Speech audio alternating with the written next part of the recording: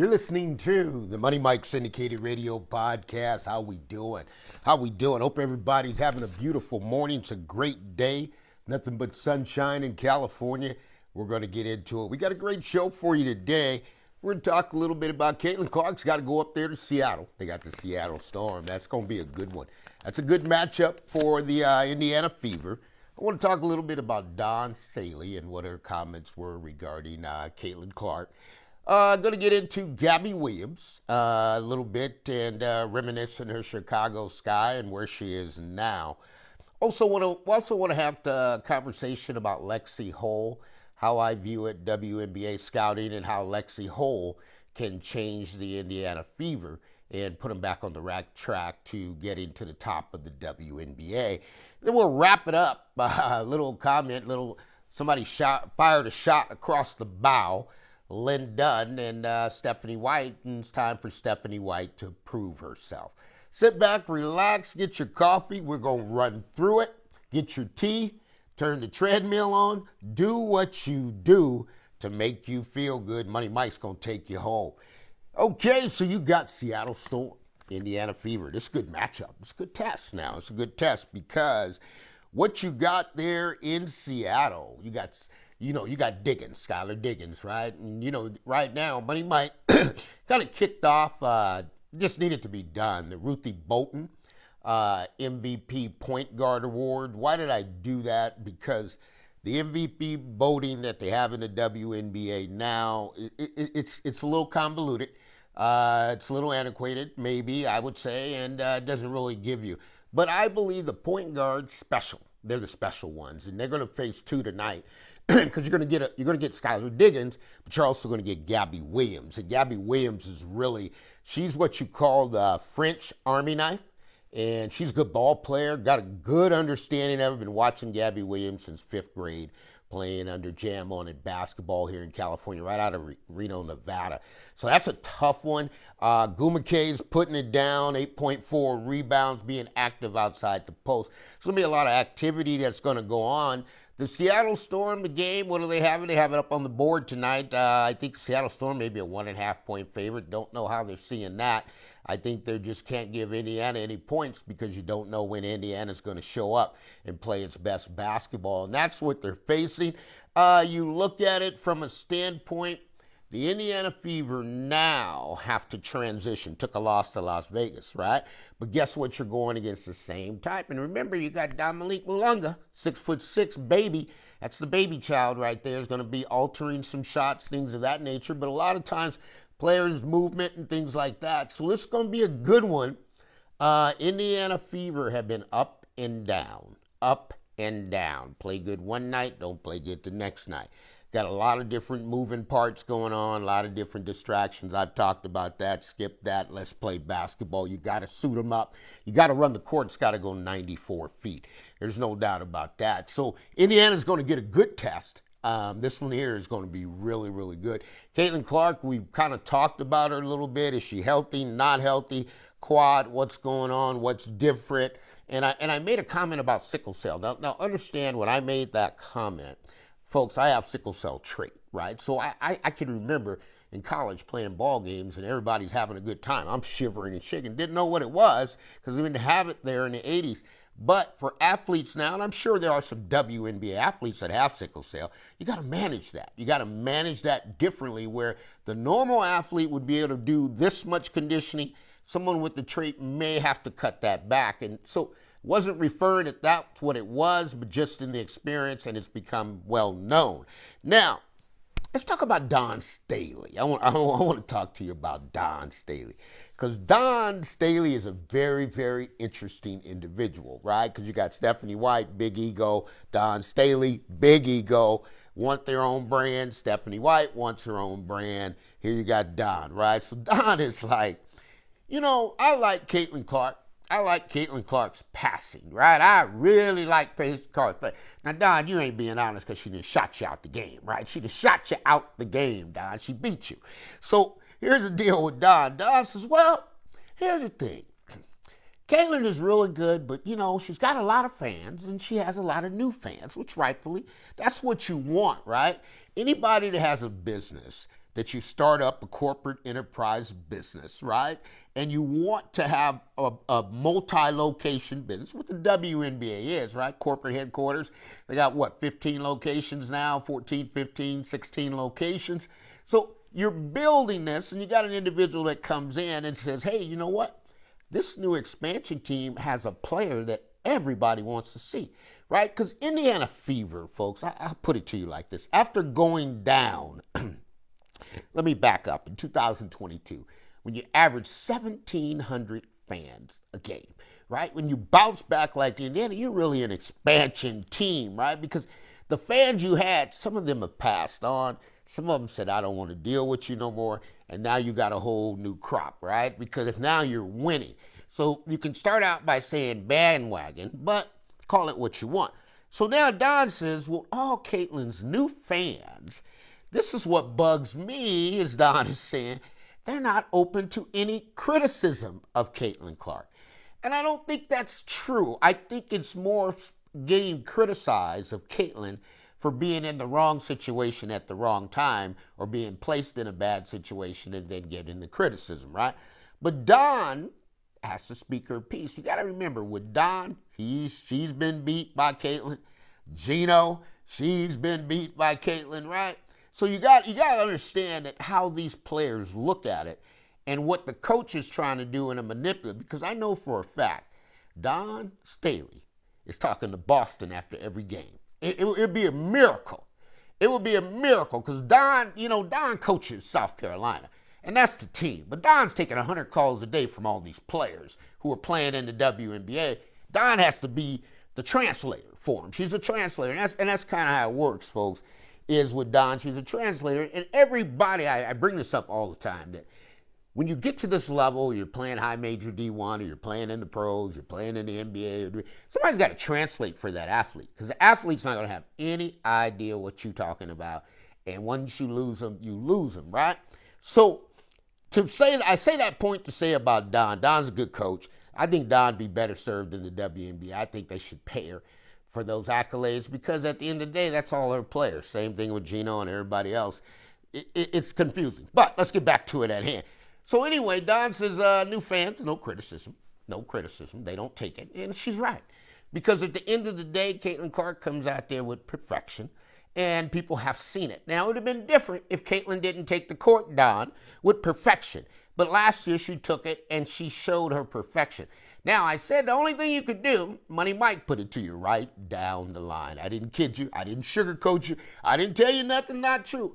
I said, I'm not worried about Caitlin. I'm worried about everybody else, right? And that's what the story is today, everybody else. So let's get back to basketball. We get it, Dawn. It brings you in. We get it that you're not a fan of Caitlin Clark. We get Caitlin Clark beat you, but that's the rules of the game, Dawn. You knew that when you laced them up and you played, right? So keep it pushing, right? Let's talk about this one, Gabby Williams. Now, I wanted Chicago Sky, and I was reading through Gabby, and the relationship for me and Gabby is Sharice Green, and Sharice Green's an AAU governor, and I tell you folks, we do more AAU basketball out here in California than anybody else anywhere, right? Our numbers are huge. Like, we could do 100,000 AAU participants. Everybody else got like 5,000, got 4,000, 3,000. It's not even close, right? Because we're playing, because the weather, we're not limited by weather like East Coast. There's nobody on the East Coast or the Midwest is going to travel 30 miles in the snow to go play an AAU basketball game. Maybe they do, I'm just not seeing it, right? But in California, they'll hop in a car, go an hour, 2 hours. Wherever the game is, they're going, right? So Gabby Williams came under Jam on It Basketball, which was Matt Williams, man. And Matt was an innovator. Matt was an individual that saw the WNBA before the WNBA even saw itself, created a women's tournament series that was made just for women's basketball, and man, the attendance between the men and the women, it's not even close, right? That's why I tell you the Vacories can draw up to 30,000 fans easy a night, right? That's why the Backflow Sacramento, and that's why I go to my Ruthie Bolton MVP Point Guard Award, and I'm talking about Gabby Williams. Gabby Williams is a point guard, right? And ended up getting signed. Could have went anywhere she wanted to go in college. She chose UConn. She chose Gino, right? And I look at that because I had another player back in the same era. It was Ryan Anderson, right? Out of El Dorado High School. He chose Cal. Gabby could have chose Cal, ran the point guard spot easily at Cal. Gino had a wild hair that day, and he decided, well, Gabby Williams is such a tough player, offense and defense, I can get away at playing her at the 4 spot, and that's where she played, right? She's a point guard, best one in the league, top 5, and can't be stopped, right? But Gabby Williams also has a will for business, and this Chicago thing that went down with Gabby Williams, bad business, folks, bad business, because Gabby went and wanted to play for her national team. Her mom's from France. She told the Chicago Sky. Chicago Sky came back and like, why would you want to go do that? This is the Olympics, folks. That's once in a lifetime. Then it came out that Chicago went ahead and suspended her contract. So Chicago did dirty business to her, and that's when Angel Reese said, come back. She said, I wouldn't even touch it with a 10-foot pole. That's not even possible, right? And that's kind of how that one kind of hit up there, and it made things come out a little bit differently than normally you would, because with Gabby there, Gabby's a different type of player, folks. And when you look at Gabby Williams, you got to look at somebody that's going to allow you to be able to do what you need to do as a team. She is built for it. Her dad ran over 1,000 AAU teams, 1,000 teams. Imagine that on a Memorial Day tournament. You have 1,000 AAU teams, 15 players on a team. You're bringing in 20, 30,000 players to come play the game of basketball. I want everybody to get an understanding of that. And her dad ran that. He laid out the courts. So her whole life, Gabby Williams has been in basketball, and she's damn good at it. She's also a damn good business person and recognizes when someone's telling her the truth.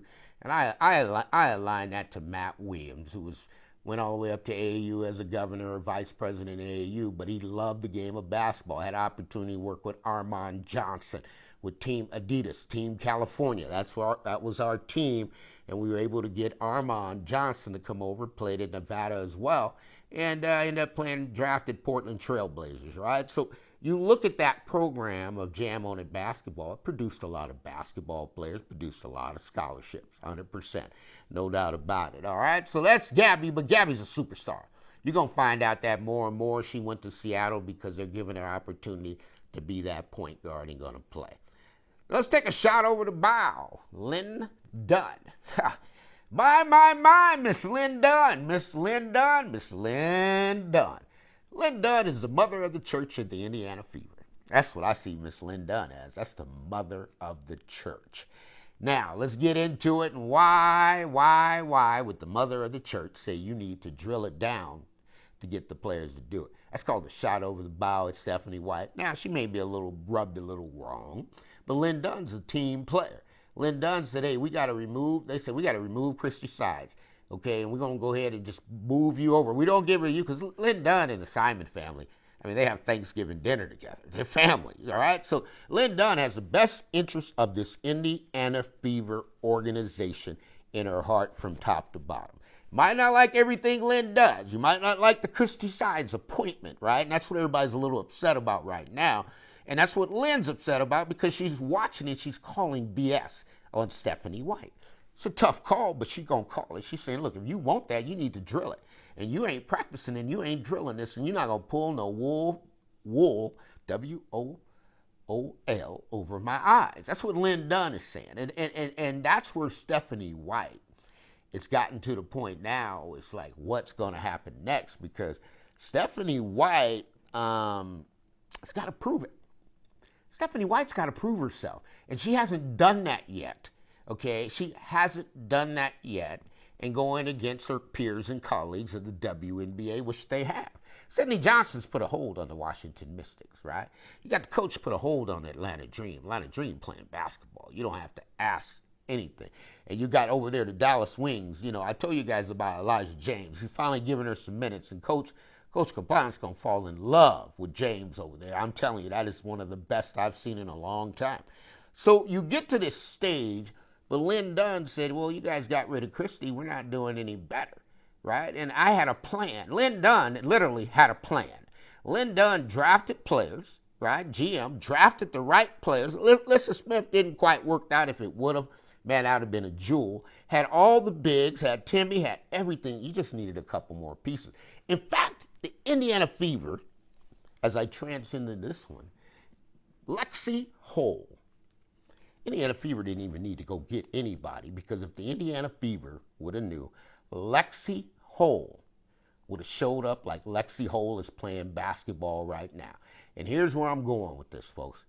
Indiana Fever, Stephanie White needs to move Lexie Hull up in the offensive rotation. What does that mean when you move a player up in the offensive rotation? In the game today, you have sets. Sets basically offensive plays. You're going to run different counters, right? So with Lexie Hull, who now, because she's went to an unrivaled, handled her business against Ryan Howard one-on-one. That's when I saw Lexie Hull was really good with the basketball.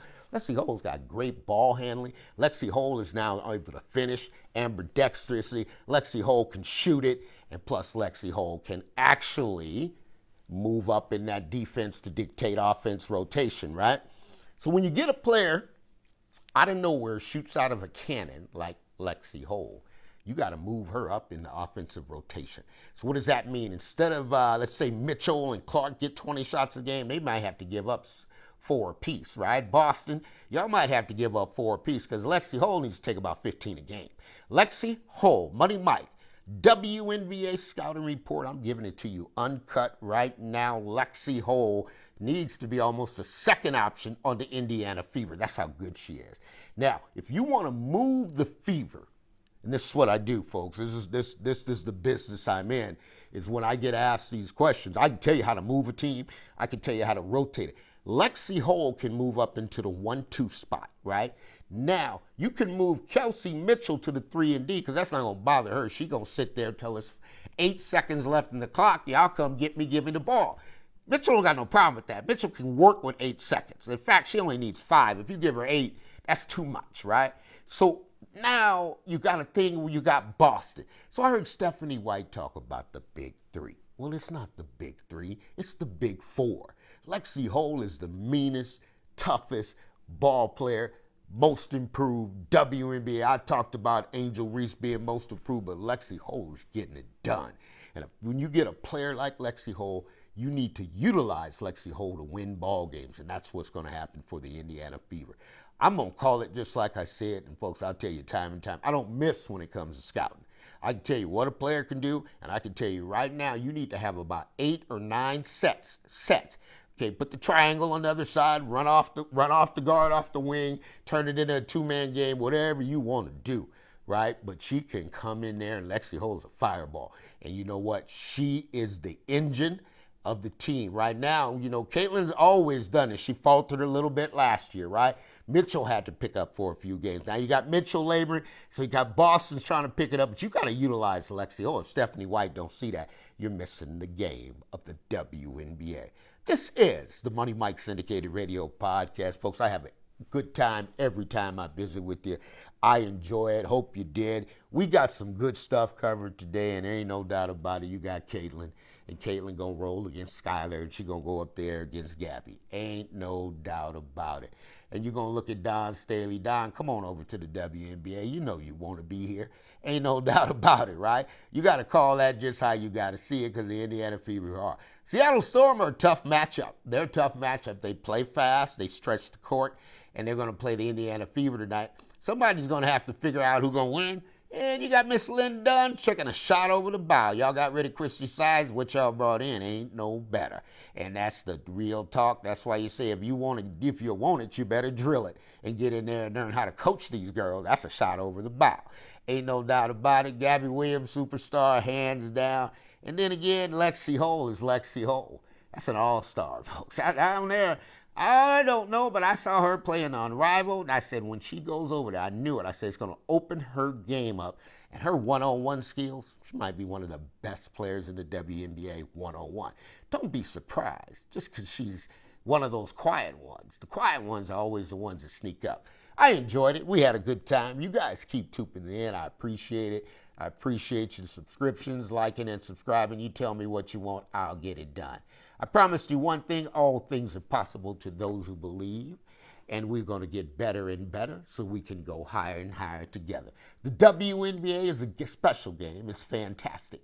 But right now, the Indiana Fever, the wheels have been sliding off the track. They need to slide back on. Caitlin Clark, do what you normally do, and I wouldn't look back, because at the end of the day, you've been chosen and you've been God-gifted to do it. This is the Money Mike Syndicated Radio Podcast. Thank you for joining, and we'll see you soon.